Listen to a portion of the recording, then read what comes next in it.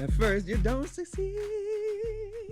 Dust yourself off and try again. Listen, shout out to the late great Aaliyah for that amazing quote. That's what we are starting with. Dust yourself off and try again. Welcome into the Rip City Wrap Up, episode 3. Just that close. So close. So close, nice man. Pipes. Hey, don't get used to it, all right? That's the church boy in me, all right? I like it. We're close to Sunday. I like it. Which means they'll have another chance to try again. Get why I get there? See what I did? It was close, buddy. It was super close. 105, 103. I think it's very obvious to be disappointed with the loss. Yeah. But if you start from where we were on Wednesday to where we are right now, you've got to feel a lot better, because I went into tonight's game thinking, okay, let's just get some semblance of effort for 48 minutes. Right. And we got that. We did. Disappointing end. They withstood the charge by New Orleans in the third quarter, which I was very happy to see. Yeah. And there's a lot of positive takeaways. Like, don't you feel good despite the close loss? Big time. I mean, okay, 105, 103. Pelicans got the dub, the first of the weekend series. Listen, I was telling everybody, I told you this. I was on the treadmill at the gym this morning, and somebody came up to me and was just like, so what's the score tonight? What's going to happen? I was super confident. I said, Blazers got this. This is going to be the Blazers' time to shine. But you know what? Even though my prediction was a tad bit off, that was a way better performance that we saw today than we did on Wednesday. See, all, let the man work. He's trying to get his sweat in. It was a hard conversation to have. Maybe wait till he's toweling off before you ask him Blazer questions. I know you're excited to see Tyrese Smith in the flesh, but you know, my God, he's just a guy. Let him work out. Listen, I was breathing real hard because I didn't have an answer in the moment, but I came up with something. He puts his bow tie on just like you do, okay? It's fine. Dude, Listen. Out of all the performances tonight, I know statistically you can just look at the box score and say, all right, 15 points for Scoot. It wasn't 22 like he had the other day, but the box score is lying, unless you look at the field goal percentage. There you go. He went 7 of 9 from the field, 6 assists, 3 steals, 3 turnovers, and he played well enough that down the stretch, when Denny was struggling from the field, he decided to go with Scoot in the starting lineup to close the game. And there was a lot of people on Twitter talking about that. They weren't happy about it, but it was very effective for Scoot tonight. A lot more offensive opportunities, and you saw when he didn't have the ball in his hand tonight, he was even more effective. He was much more in control, kind of all over the place. Yeah. Not just driving to the basket, which he was more effective driving to the basket. It just didn't seem like he was playing recklessly. He had a plan when he was attacking, and it was really nice to see it. In terms of whether or not he should have played down the stretch, kind of in that closing couple of minutes, he earned it. He did. Denny didn't have a good Denny was 1 of 9 from the field, and yes, Denny did a lot of stuff otherwise. He had 6 rebounds, 6 assists, a couple of blocks, a steal. So he was still running around contributing how you expect him to. Just not with the points. But I think it was the proper decision to insert Scoot in that position, because he was having such a great night, and this is a great opportunity to build his confidence even further. Like, if you sat him on the bench to end the game, I don't think he would have necessarily thought, oh no, I should be in the game right now. Like, maybe that's a creeping thought that comes into his head. Maybe. But I still think it was the right call from Coach Billups. And the other thing that I saw on Twitter, Tyree, was people talking about the last play. First of all, B.I. hits that insane, I'll call it a jumper, but he was almost on his foot. His left foot, right, exactly. When he actually released it. But Billups said he wanted to get Ant ahead of steam, running downhill. There was 5 seconds left. I was a little taken aback when the ball was going not only in the backcourt, but out of camera view to start a possession with 5 seconds to go. So that had me a little bit honestly nervous. Like 4.8 seconds, and I was like, oh, Ant's that's a little fast. far back. Ant's fast, but 4.4 fast? So Coach Billups said the decision was his. He can either drive to the basket or he can pull up, and he decided to drive to the basket. It didn't work out, and the Blazers lose by 2, and it's disappointing, but the majority of you out there, I think, are probably not too upset with the end result. I mean, I get it. In the moment, it's fine. But when you wake up tomorrow and you say, hey, look, the Blazers played a very competitive game. Things worked out very well. This is what you want. This team is looking for a high draft pick.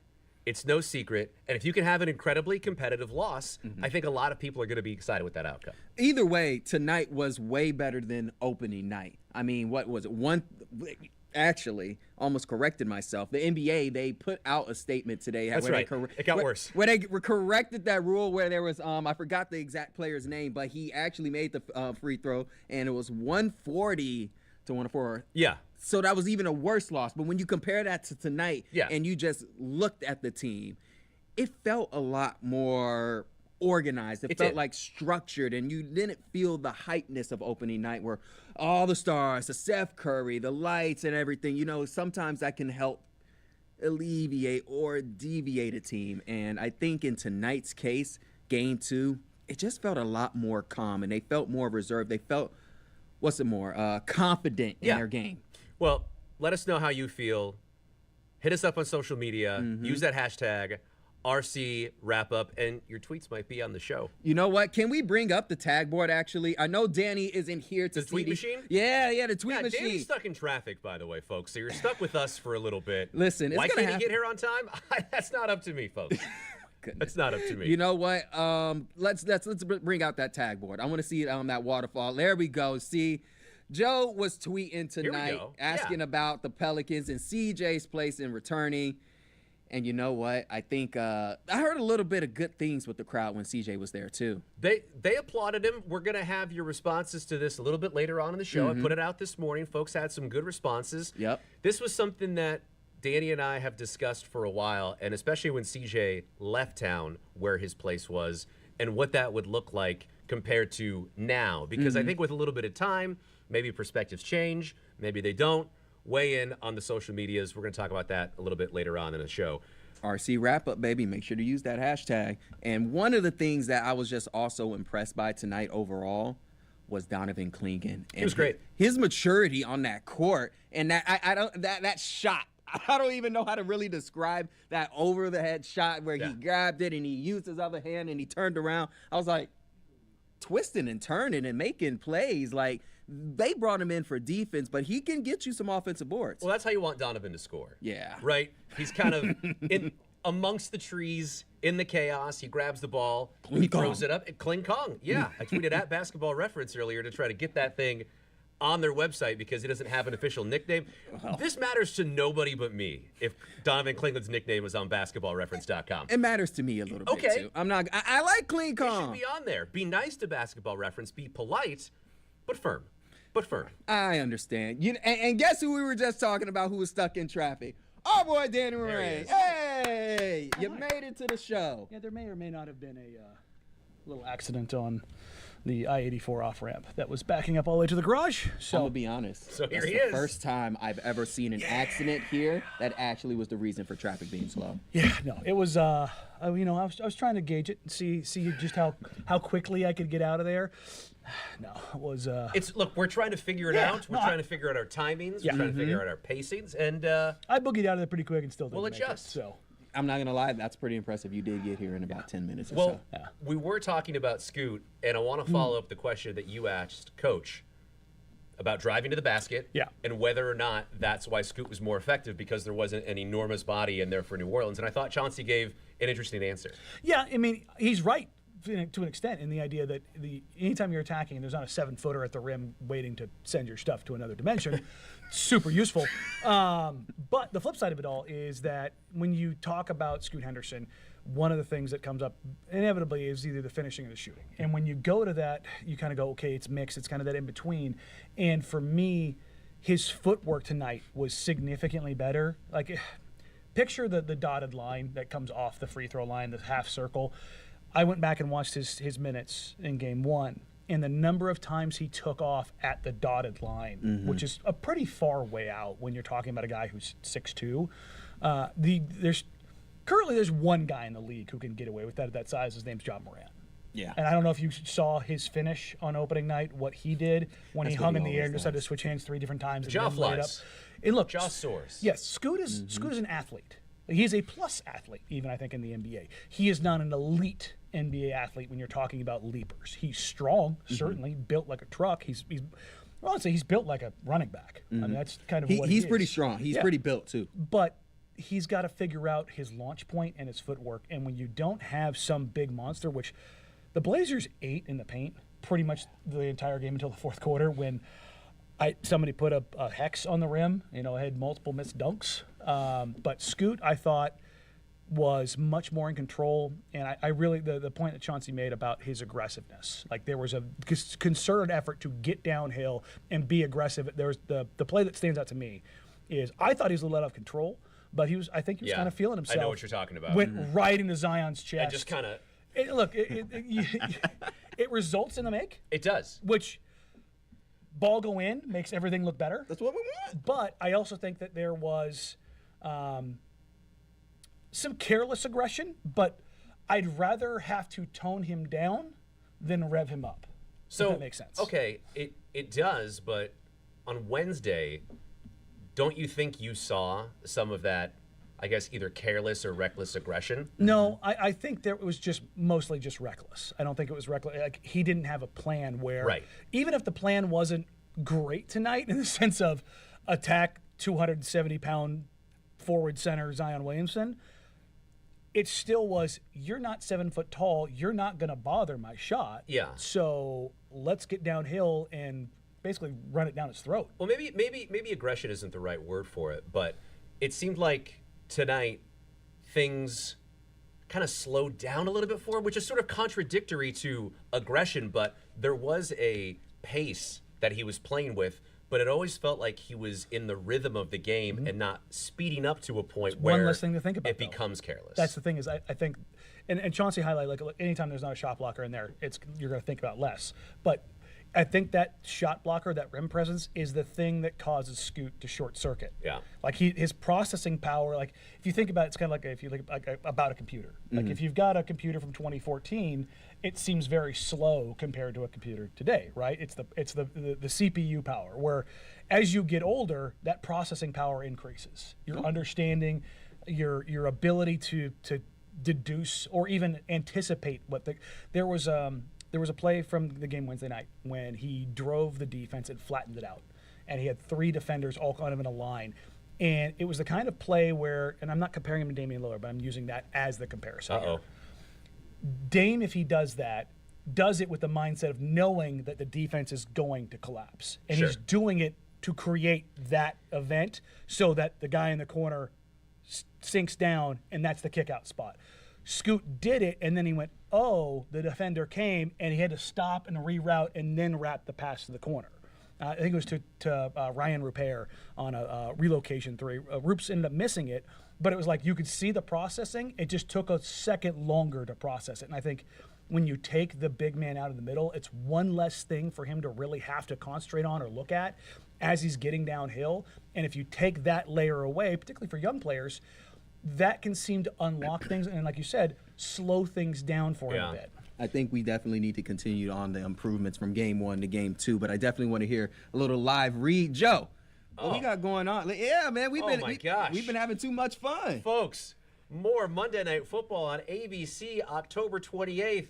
The lowly New York Giants take on former Seahawks star and noted lunatic Russell Wilson and the Pittsburgh Steelers. All the action gets started at 5, followed by a special edition of K2 News at 8. Are the Steelers good now with Russ? They're pretty good right now. I'm not gonna lie. They beat the Jets. Let's see. I mean, they're gonna play the Giants. So it's a bar so low you can step over it. Yeah. Well, you know what? I will mention this. Dodgers insane wild World Series. Freddie Freeman, free books for life from the LA Public Library. What really matters. I mean, is he gonna go there? He might go there. Sure, he will. I think go anywhere he wants to in Los Angeles now. Congrats. There we go. Walk off. Dodgers. That was a grand Kirk Gibson's slam. still living off That of it. was great. So That was amazing. Well, the only person that had a better night than Freddie Freeman was the young man who looked so confident in the Brandon Roy jersey from half court. Klaus!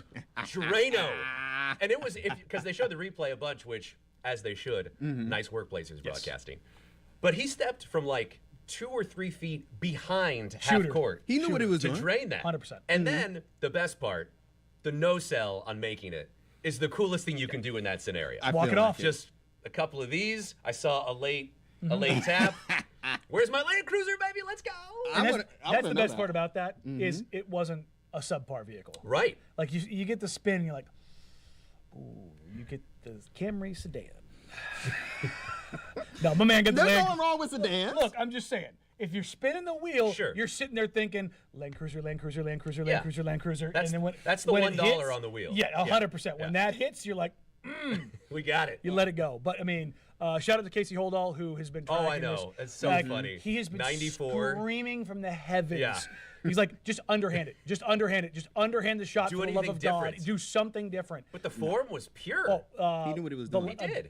opening night, we had somebody rim one out. And it was close, and we were like, oh. Maybe this is the season. And look, the MC himself, Todd Bosma, who undoubtedly is if you are watching NBA League Pass during the last 10 years, that's Blazer Todd, by the way. there is nobody Blazer Todd. better at timeout events than Todd. Like He's the king. you have no idea how much better he is than literally everyone else in the NBA at it. It's truly, it is an art.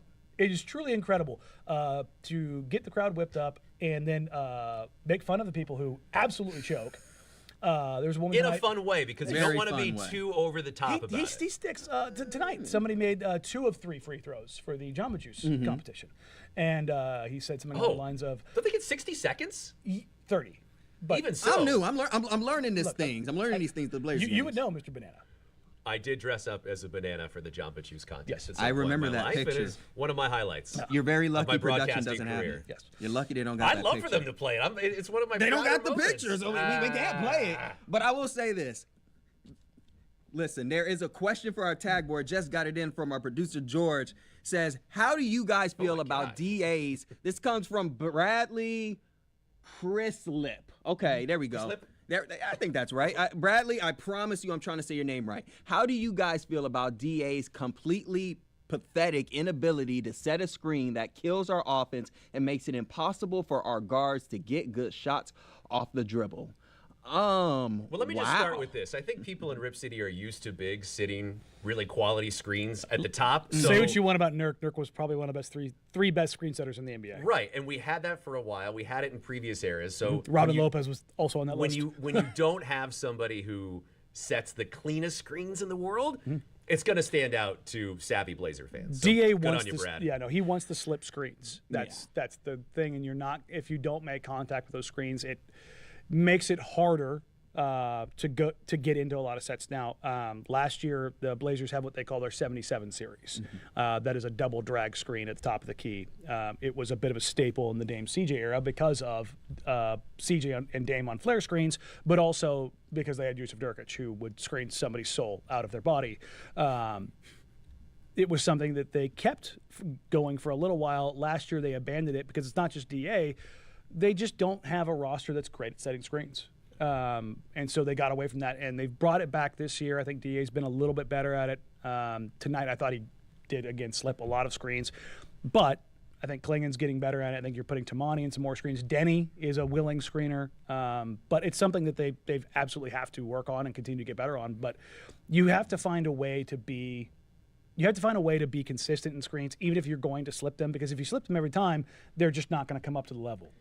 So, yeah, I did think that DA was a little tough on the screens, particularly was. in the fourth quarter. I thought he Yes. was slipping a little too much, especially considering every time he dove to the rim, he got looks, and again, the ball somehow did not go in. Yes. That makes that question land a little harder, because if those dunks go in, if the layup goes in, That's the thing. it's, ball go in makes things look better. Exactly, and that was the problem with DA too. I think down the stretch was there was a couple of plays where it didn't look great, and even on the television broadcast, I caught a couple boo birds. I mean, DA it feels like has a short leash with Blazer fans in general, and no so matter what. when there's something that is apparent like that you can really poke at, and the rest of the numbers don't look terrific.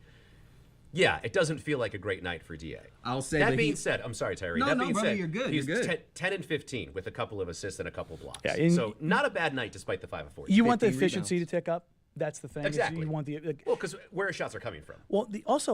it's only been 2 games, but DeAndre Ayton is quite literally one of the best mid-range shooting bigs in the history of the NBA. Like that's not like a I think thing. Like statistically, he is. He's a phenomenal. And in 2 games, his mid-range shot, he's left them all short. Yeah. His touch has felt a little weird, which.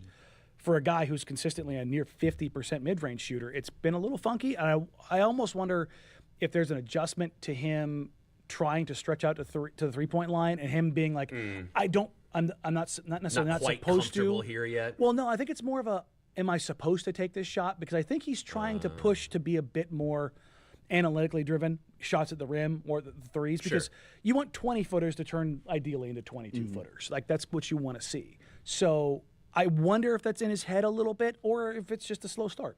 Well, he also had 10 points, 15 rebounds in 33 minutes. There were still some positives from D8 tonight. Absolutely. Despite the screens, and I think he'll just continue to get better throughout the season. But we also have another question. Folks, can we bring up the second question? This comes from Chris. Danny, can you say the last name for me? Looks like it says Chris Abasamra. All right, there we go. I always need help. Clingan should have been on the floor more. You know what? I agree with that. I agree in the case that when he was on the floor, he was pretty positive. He was better than game one. And I saw him actually try to be an offensive weapon despite him bringing him in just for defense. Yeah, the guy was sweaty. I think he was pretty tired out there. I don't know how many minutes. That's it. I don't know how many minutes we're really going to get for Donovan early on. 14 tonight. Young man is working hard out there, so let's be appreciative of the minutes we got for Donovan Clingan. And he'll blossom, he'll grow, he'll be able to do it more, but we're game 2, and that young man is a huffing and a puffing out there. Joe's politely saying that the 7'2", 290-pound guy can't run 18 to 20 minutes right now in the NBA because he's never played more than 23 minutes a game in his life, and that's going to be a thing. Sure. Game 1, he had golden retriever energy, where he got overwhelmed, and it kind of... It's to be expected. Yeah, no, he did it in the preseason. He did it in Summer League. It's the same thing. I talked to him about it. He's like, yeah, I got a little amped. And I asked Chauncey before tonight in the pregame, do you think that's just something that DC has to go through? And he's like, yeah. He goes, I'm not worried about him at all. He goes, I think Golden State exacerbated things because they come at you so fast, and they play a game that's so much faster than everybody else, not necessarily in pace, but how they ping the ball around, because Steph and Draymond have that symbiotic relationship that so many guys just kind of fall into. But I thought DC tonight, in the minutes he played, he did really well. Yeah. After Summer League, the thing that I said about Donovan was he is going to be a per 36 nightmare. Like, his numbers per 36, he finished with 4, 6, and 4, 4.6 rebounds, 4 blocks. Yep. I mean, you take that to a per 36 basis, he's basically averaging 8, 12, and 12. Right. Like, that's bonkers. Or it should be 8, 12, and 12. Yeah. Like, that's his rim protection tonight. He got credit with 4 blocks. He probably had like 3 what you term as hell naws. As in, opponents get in there and they go, nope, I'm good. Zion was just absolutely struggling with him. That was fun to see. That Donovan in particular did not back was fun down. to see. And I get that's probably why folks are like, let's get this kid out there for 35 minutes a night. He's just not ready for that. No. He's just not ready But for it. he will get there. He will. It's going to take him probably the whole year. Like, Yeah. He's huge. Yeah, I mean, the he perfect gotta get used example. to it. Zach Edey, who's taken just behind him of the Memphis Grizzlies, he came out to the combine last year, a year before the draft, and he was a second-round pick. Not because they don't think he was talented, but because the 7'4", 300-pounder was 7'4", 330 pounds, and he couldn't run 20 minutes without just being out of it. And to his credit, he busted it, got himself in shape. He was playing 38 minutes a night for Purdue last year, but he's 2 years older than Donovan, so he's been through the process a little bit. That's the record-setting Zach Edey. There you go. Hey, listen. And Didn't he? What was it? He fouled out of a game by playing 15 minutes or less, and it's the first time anyone's ever done that in their NBA debut. Huh? I think Zach. Rookie of the year. He got his money's worth. He did. Hey, we got a great rookie. Hold on now. I'm just telling you who's at the top of the board right now. Donovan's long way to go. He's gonna get up there. He's got to see. The thing is, he's got to play the minutes. The Danny's amount of gonna time. bring me down. The amount of time. Danny, you really know how to bring me down sometimes. Danny Downer, baby. Oh my gosh. Danny Downer. Tyree learned the meringue aura quite quick. Took him less than 2 nights. Like, All right, like we're you good. bring me down a little bit. I'm the optimism around here. Listen, there were still a lot of improvements from game 1 to game 2. God, right? Jeremy, we've gone way too far without saying Jeremy Grant's name. He had 34 points tonight, career high in threes with 8. This is the formula for the Blazers to compete, and it was a coin flip if they win this game at the end. But this is it. Jeremy, Ant score. The other team isn't shooting great. Defense looks good. You're clean in transition. Scoot contributes off the bench. This is how they're going to have to do it. And for those of you out there who are, not too upset that they lost, it's the best case scenario. I don't see a lot of people too upset about tonight. No, If upset competitive at all. games. It's That's, very. that's the thing that you want to see. Jeremy was fantastic tonight. He probably should have got a few more looks down the stretch. The Blazers played a little game called Find CJ McCollum on defense, and they attacked him down the stretch. Well, Getting CJ, a hot hand. The scouting report is long, so they know where to go. CJ tying Ant up was like, I've had enough of this. You are my cousin. I've taught you. I'm grabbing this ball right now. That was a very. He got away with one too. He grabbed Ant's whole arm. dude. And it was like, all right. CJ had the CJ face going strong tonight. Jerry was pretty probably interesting. should have got some more looks down Yeah. the stretch. I mean, he was absolutely cooking. Inside and outside. And really, you have to tip your cap to the Pelicans because the shots they hit, Jordan Hawkins, the pull-up midi, Brandon Ingram, the pull-up midi over Anthony Simons, like there were shot after shot after shot that the Pelicans converted, and it was like, okay. I'm laughing because Coach Holton, when they were showing the highlights earlier, and they showed this another was funny. Jordan Hawkins bucket, he goes, "Who is that guy?" They hit him with a little who he play for. Exactly. Look, Jordan Hawkins was is a deadly stone off cold, the bench. He's a stone cold shooter. 24 on Absolute 8 of stone cold 12. I shooter. mean, Yeah. 4 of 7 from 3. Yeah, he looked very comfortable taking that ball and shooting the big shots down the stretch with all those veterans and stars around. No, him. he's a solid player, and I really like what Portland's game plan was tonight. Again, we talked about Scoot Henderson and his ability to drive with no big on the floor, and I think the Blazers all took that to heart. Poor Danny Avdia, he put his head down and got to the rim over and over and over, and he probably had 4 shots rim out, but I think others kind of fell in behind him of like, Denny's getting downhill, Jeremy's getting downhill, Ant's getting downhill, Scoot's getting down. Like it became contagious, even though shots weren't falling. And I think that's something they're going to have to do. Now, Jeremy hit more threes or as many threes tonight as the Blazers hit in all of Game 1. You get that from somebody, and you're going to have a puncher's chance. And that's what they had tonight. A little bit. Listen, you didn't think they were going to win tonight at all? You didn't. What did you think? I coming into thought it was tonight? a coin toss, and to be honest, I think they'll get one of these 2 games. Typically, and regardless That's of, what we were like, it doesn't even matter if it's the worst team in the league against the best team in the league. These baseball series games, they've been doing these now for 3 years. Almost They're always never, splits. Yeah. never do you see a team win both games. It's just It's rare. the Blazers had nobody on the road trip in Phoenix last year on the home and home, and they ended up absolutely annihilating the Suns. And then the next game, they had even less, and they got run out of the building. And so you see this happen where okay, I've seen this guy once, or the familiarity breeds contempt situation where I don't know. After tonight, you might actually have that considering how many technical fouls made tonight. Yeah, Chauncey got attacked too. a lot of tees out there. One of the things that I was pretty pleased with was in the third quarter when the Blazers, it felt like the game was starting to get away from them and Scoot was running the show. They were able to stem the tide and extend the lead at a time. And I was pretty impressed to see that, especially considering how Wednesday went. You come out on fire. New Orleans is not shooting well. Then they come out to start the third quarter. They punch you in the mouth. Blazers withstand that. The next unit comes in, and not only do you absorb the punch, you throw one back. Scoot was leading that along with Jeremy, and that was really encouraging to see. The fact that they can withstand a run and actually still have some momentum to not only keep the margin where it is, but extend it out. The rope never got out of their hands. Yes. Where on Wednesday night, they let go of that thing early and often. I thought there were moments in this time where I thought the Pelicans kind of let it get out their hands as well. And I'm Yeah. like, wait a minute. And I was telling Joe, I was like, this might be the one. At least it felt that way during this game. They had No, that it momentum did. going.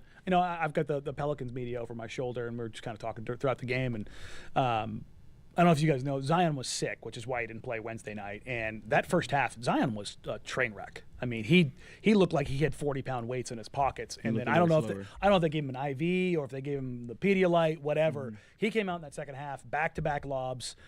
Just you could feel like their energy. Because if Zion's just kind of dragging out there, it's kind of hard if your guy is kind of an anchor, and then all of a sudden he took the weights out of his pocket or took the ankle weights off and decided to show he was still Zion, and that was kind of the momentum swing I think they needed. I still like that everybody on the team was aggressive against Zion still. Yeah. No matter how his size, everybody was still aggressive, whether they were missing shots or not, especially Denny. And you know what I love? A full weekend of college football ahead on K2. Kick off the day at 9 a.m. with Notre Dame versus Navy. That's the undefeated Navy midshipmen, isn't it? Oh, man, that's awesome, right? The midday matinee is an SEC matchup, Mizzou versus Alabama at noon, and the marquee matchup, the Tigers of LSU at Texas A&M, starting at 4:30. Okay, I had to make the tweet. Can we do the CJ thing real quick? Yeah. Okay, let's do the bring it up. CJ thing. When CJ departed, essentially, from Portland, I think we had him anecdotally somewhere around like 12th all time for the Blazers. But, with a little bit of time, a little bit more review of history, I was a little surprised where I actually had him. So we'll get some of your thoughts first, and then I kind of want to quickly chime in about CJ. Tyler Trout, enjoyed him for a while. Top 15 from Zlo. And it was, you see, I'm new. Yeah, I get it. I actually wasn't here to experience that CJ era. Kind of reminds me of Terry Porter, maybe not the star, but supporting cast his talent and well-love. With his winery connection, he'll always be a member of the community. Him and Channing Frye give little spots out on my neck of the woods. So okay, so here's what I want to do. I'm going to rip through who I think is above CJ, and stop me if you disagree with anybody, okay? Clyde Dame, Walton Sheed, Aldridge Kersey, Porter, Uncle Cliffy, Sabas, Brandon Roy, Maurice Lucas, Jeff Petrie, Sidney Wicks, Jim Paxson. No, I think that's, how many is that? So that's 14. Okay. And so I have him in the conversation. If you want to put him in the Wicks, Petrie, Paxson range, I think that's totally fair, and you can kind of sort through it. Top 20. There's a couple guys that I have him boxed with. So for reference, CJ's 5th all-time in points. He's 8th in assists, 2nd in threes, 9th in games played. I have him with Duck and Michael Thompson, kind of in that category. I think he's probably above those guys, but I do have him in that conversation. So I think you got to include a lot of the old heads who perhaps we kind of forget about with recency bias. And I think with CJ gone for a couple of years, it's a little bit more of an interesting conversation because you don't have the same level of emotion tied to him that you did when you were watching him 82 nights a year. You don't have a 4 overtime Game 7 Exactly. victory. It's not the fresh Game mind. 7 in Denver and that giant moment that CJ had. And he had the big moment, but at the end of the day, he wasn't an all-star. No. He just wasn't. And not all that's his fault. It's tough to be an all-star guard in the Western Conference. That's just the reality of the situation. So I think having CJ somewhere around the 15th spot kind of feels where he belongs. But does this? Are we talking about the culture that he brought and everything, or are we just talking statistically, CJ? I think it's a little bit of both. Yeah. Because the Damian Lillard era is tied almost, not entirely, but very much. When you say Dame and CJ. And if you're around long enough, you've been a fan in that period, it was Dame and LaMarcus, and so there's two very clear-cut eras in that period. And I think LaMarcus obviously is higher up on it. To me, I think your LaMarcus is probably on your Mount Rushmore. You think LA's in the top 5? Yeah. I mean, when you take a look at where he is statistically and the kind of the torch that he had to carry, Brandon goes down, Greg goes down, LaMarcus steps in. Yeah, he was the bridge from those teams to Dame. Yeah, and multi-time All-Star, multi-time All-NBA, and the one time that Dame had an All-Star caliber, teammate, running mate, they were a threat for the Western Conference Finals and a dark horse kind of like NBA Final sneaky team, right? So I think in that vein, that was C.J. McCollum's coming out party was against Memphis in that series. Yes. And, it comes back in 2016, and that starts that run. But, yeah, I think it's pretty safe to say CJ's in that, 11 through 15 range pretty easily. It's hard for me to slide him into the top 10. It's not a slight to him. It's not. It's the career accomplishments as opposed to the career milestones. At the end of the day, he was the second best player on the 4th best era in Blazers history. And those other 3 eras had much more impactful players. And NBA Final runs. NBA Final runs. The early 2000s, late 90s team, I would put above the Dame CJ era team. Oh, goodness, yeah. Easily. And the title team. Yeah. I think you have to include some guys from the title team who made some all-star teams like Petrie and Wicks. Yep. So not a slight to CJ at all. One of the top 15 players in a 55-year history of a franchise is not a bad place to be. compliment. I think Yeah, so. it's a compliment. Did you get a chance to talk to him?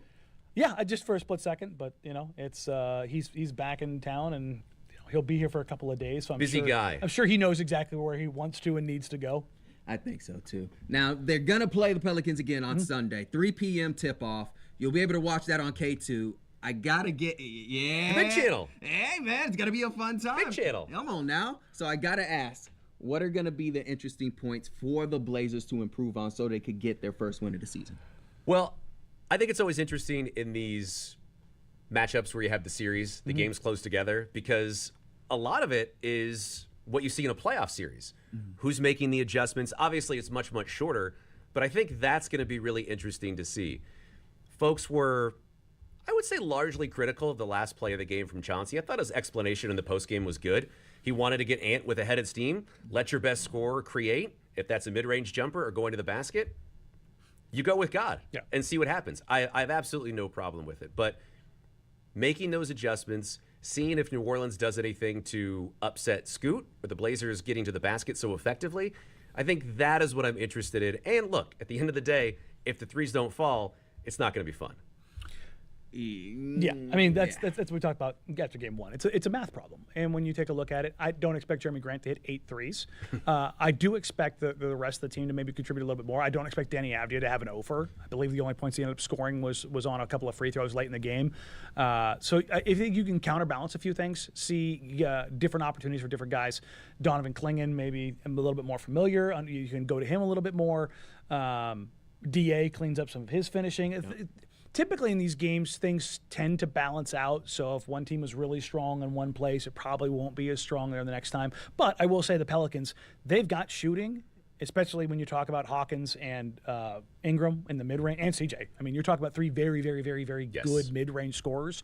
And I thought the Pelicans, they did their dirty work in the mid-range to kind of close out that game, which it's not a thing you're looking for defensively, but it's also like you just kind of tip your cap and go, Another thing I want to see, Tyree, is what Chauncey does with bringing guys off the bench. Because Jabari got early tonight, and I thought that was a really interesting decision, and I thought he brought some life to the team. A small moment, which I loved. Scoot threw a great pass to Clingan. He wasn't able to finish. He was bummed out, and Jabari just gave him a little hug. Yeah. A little hug. Now, that's the team chemistry we love here in Rip City. I really enjoyed seeing that. But getting Jabari in, Murray got 15 minutes. I thought it was an interesting decision to go that direction, and I thought it was effective. So I'm curious to see if Chauncey sticks with that or if he opts for different rotation. It's funny. I don't know about you guys. I had a Jabari moment that I really liked too. It was when he slapped Zion. That was my fun Jabari That was your moment. favorite. That was my favorite Jabari That moment. speaks to us so well. Yeah, I love the honestly, hug. that makes sense. You love the slap. We're both happy. He didn't like Zion, getting up in his kitchen. I like this team having a little bit of edge. Yes, exactly. Angry Chauncey. Chauncey Billups. It's great. He got teed up because he went to bat for his guy. Yes. Because Scoot 100% got hit. Twice. When he drove the rim back-to-back Yes. plays. And, look, I said Scoot isn't Jaw. He tried to do a Jaw impression. He was looking to cause severe violence to that rim. And he got hit. And the ref said, he got ball. And I'm sitting there going, I'm 60 rows up here, bud. I can see that he didn't get balls. So Chauncey is historically not like to donate money to charity. Very much in the vein of Terry Stotts of like, I don't want to write that $1,500 check. You got wives. We all need to eat. Look, wives don't want to have that money come out of there. I've had plenty of players. Joel Prisbilla, historically said his wife was the one who said that, and so he never, ever, ever wanted to get teed up. So she balanced the checkbook. Yeah, he's like National Basketball Association, $1,500. Yeah, let me go ahead and sign, and it, he all ends up going to charity. But still, you want to make not ideal. You want to make your choices and plan for those accordingly. He was funny. There's Samuel L. Jackson. I saw his expression after too. Chauncey used the magic words, knowing full well what was going to come, and I do appreciate that. And it was a bad decision to challenge the charge on Denny, but you could very much see that Chauncey was doing it for one reason and one reason only, because Denny was heated. Yeah. And he wanted to have his guys back. And I appreciate that. Now, unfortunate, but it was very clear. It didn't work out. It was very clear. It was like, that's not a charge. Yeah. I mean, but he was aggressive with the charge. But he was aggressive with it. He was. Lamar was trying to give him the benefit of the doubt. It's like, maybe he's in the he's not in the restricted area. I mean, he was dragging his foot, but he was there. Yeah. So Listen, before we get to another amazing Joe Simons live read, my 2 cents on this for the next game is just like this. We were talking about this. Joe and I were talking about this in the back. The hot hand. Let the hot hand ride. Because when you let Jeremy ride tonight, he gave you 30-plus points. yeah, no, he was absolutely cooking. And he did that a lot last season when there wasn't guys on the court. Yeah. He's shown that he's able to do that, whether he's still on this team or not. And Joe said this before, he's going to go somewhere and contribute the same amount that he's doing right now. And just ride the hot hand and you let guys kind of fall in line. I think that's when we'll get a Blazers. Little dub. It's possible. Jeremy Grant, professional basketball player. A Big Ten matchup you won't want to miss tomorrow. Number 1, ranked Oregon Ducks take on number 20, Illinois from Autzen Stadium, and it never rains at Autzen Stadium. Tyree Smith will be there for all the action. Be sure to watch a special edition of K2 News at 8 for expert analysis and reaction to the result. Prediction?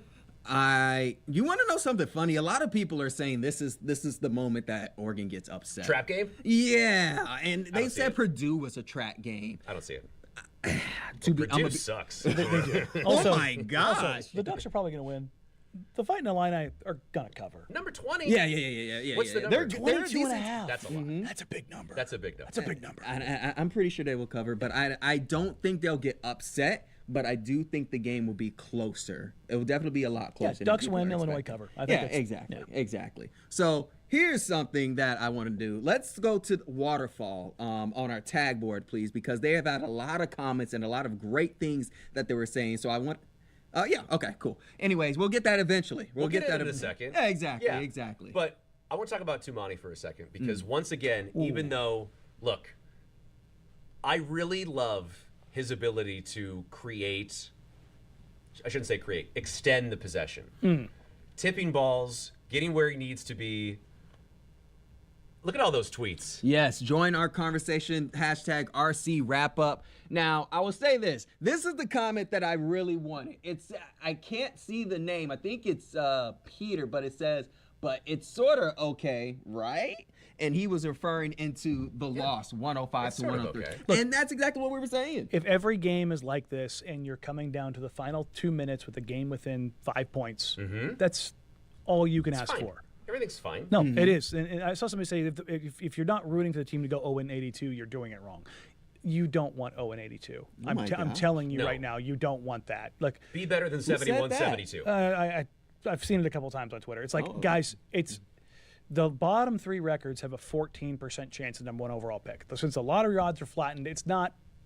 You don't need to be the process 76ers anymore. And Jeremy Grant was on those teams, by the way. And I've asked him about that, and he has said things that I cannot say here about the level of fun they were having Well, on it's that not team. only deflating for us, it's deflating for them. When To it's lose that bad, much, yes. Ask the Deflating for you. Pistons how last season went. Like, if you lose that much, the product becomes something that no one wants to be a part It's of. toxic. Not only from a consumption perspective, but being on those basketball teams. So, yeah, 0-82.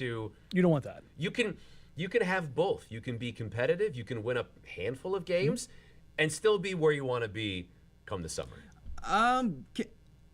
Are you even gonna watch? Like, I'm asking y'all. Are y'all even gonna watch if they're 0-53? No, the answer is no. That's what I'm saying. I actually have to Like, push wait a back minute. on that because if they were 0-53, this will be the hottest ticket in town. I'm telling you. Just to see how far it goes. Just to see how because like I didn't care about the Detroit Pistons when they lost 5 in a row.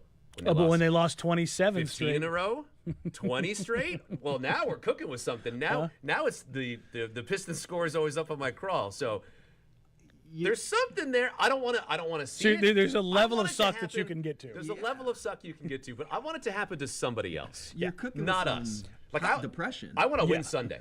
I do.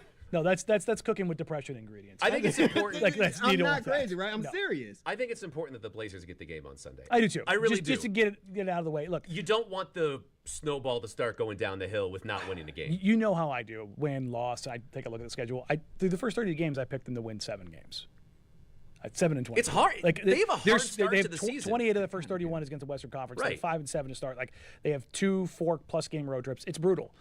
Real quick on Tumani, one play stood out to me tonight. Was fantastic, and he set it up all night. He was incredible on Zion all night long. And then when it mattered, he sold it and got the charge. Yes. That was such a huge. Now they came down. Because it wasn't like a big old flop. It was a subtle thing. strong. You don't need It was to a sell vet much move. from Zion, who's 270 pounds. I totally agree, Danny. But he took the contact all game long, and then when it mattered, boom. Yeah. It went down. Now, unfortunately, the Blazers went down and turned it over immediately. But I thought that was a huge play and set them up for a chance to really make some hay down the stretch. Danny Downer, man. He'll make sure to remind you. He'll give you high, but he'll make sure to remind you of what's going on. 105-103. Pelicans took care of the Blazers tonight, but they ain't gonna do that this coming Sunday. Game 2 of that series is Sunday, 3 p.m. Make sure to tune into K2 to watch that, and make sure to tune into K2 to watch the Rip City Wrap Up with my brothers Danny Marang and Joe Simons.